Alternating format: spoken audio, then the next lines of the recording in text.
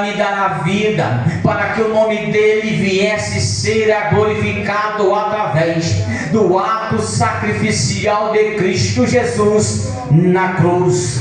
Mas o problema é que nós estamos vivendo uma triste geração, que Paulo, escrevendo aos Romanos no capítulo 1 e versículo 16, ele vai dizer: pois eu não me envergonho do Evangelho, pois é poder de Deus para a salvação. O problema da minha geração é que ninguém sabe se é crente ou não, ninguém sabe se adora a Cristo ou se serve a Cristo ou não. Tem vergonha de andar com Bíblia debaixo do braço, tem vergonha de revelar a sua identidade cristã nas rodas de amigos. Mas Jesus te trouxe aqui para te dizer: você faz parte do Evangelho, do sangue derramado na cruz do Calvário. E este Evangelho que você conhece não é um Evangelho qualquer, não é um outro Evangelho que Paulo diz aos Gálatas. É um Evangelho que produz salvação, é um Evangelho que produz transformação, é o Evangelho da cruz de Cristo Jesus. Por isso eu te digo nesta noite: valoriza o sangue do Cordeiro derramado na cruz por você. No verso 3 ele diz, do capítulo 15: antes de tudo entreguei a vocês o que também recebi, que Cristo morreu, como diz as Escrituras, que Cristo morreu pelos nossos pecados, segundo as Escrituras. O que Paulo está dizendo é que a morte dele não foi em vão. O que Paulo está dizendo é que a morte dele foi por conta do teu pecado, foi por causa do meu pecado. Foi que ele, como um ato voluntário, se sacrifica em favor da humanidade.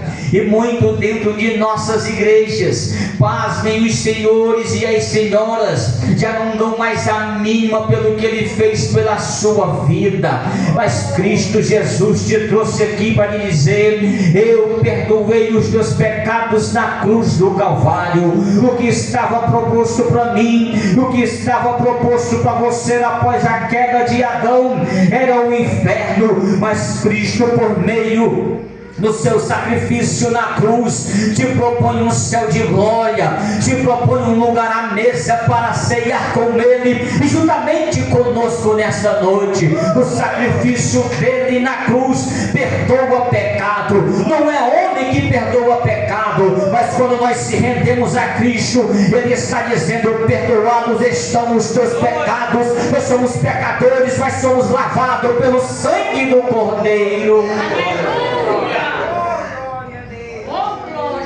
Esse mesmo Paulo que ele diz que o Cristo morreu em favor dos nossos pecados, agora ele vai defender e dizer que esse mesmo Cristo, depois da morte, que é ressurreto agora, ele aparece a Cefas, que quer dizer Pedro.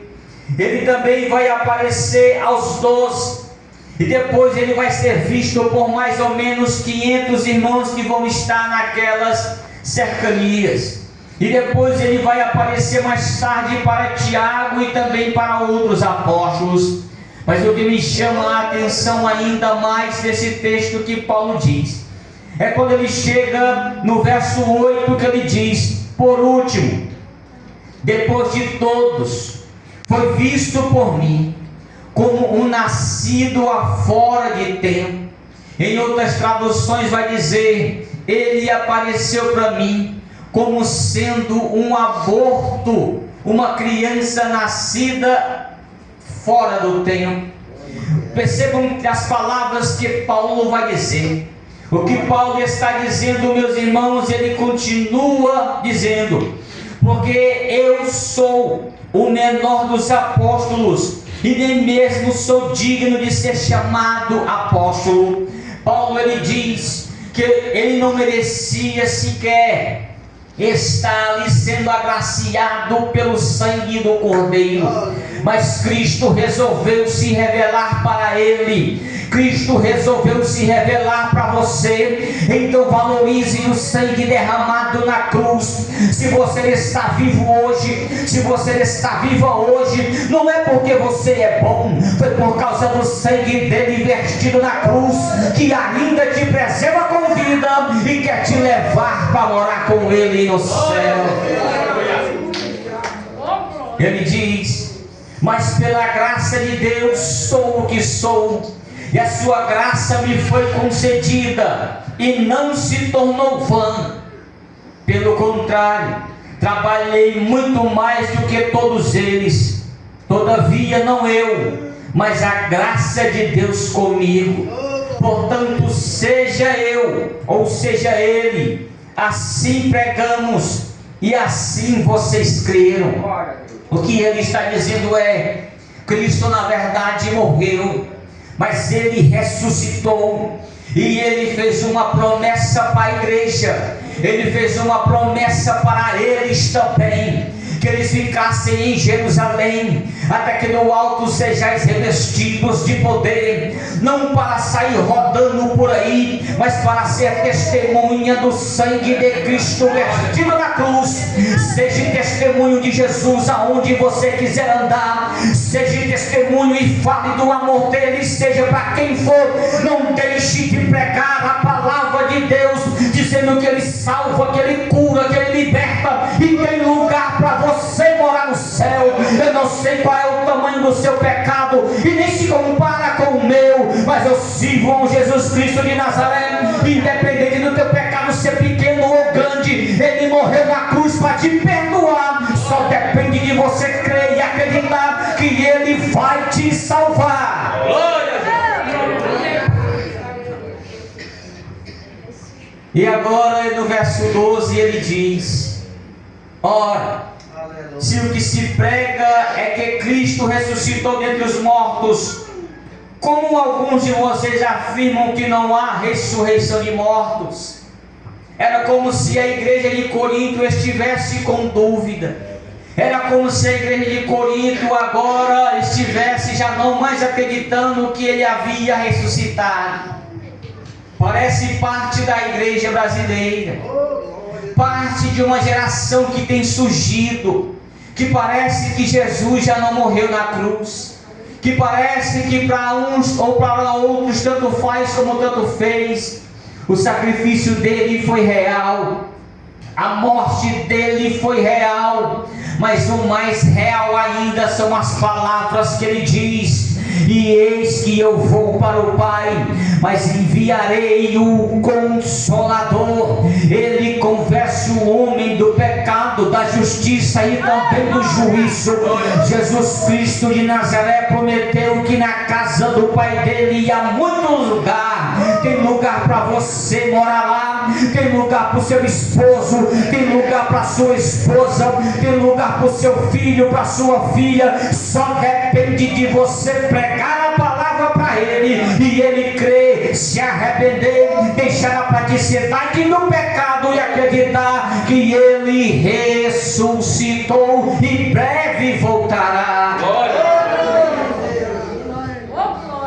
Paulo agora ele diz: peraí, se o que nós pregamos é mentira, se o que nós pregamos não é verdade, o que é que eu estou fazendo aqui? É verdade.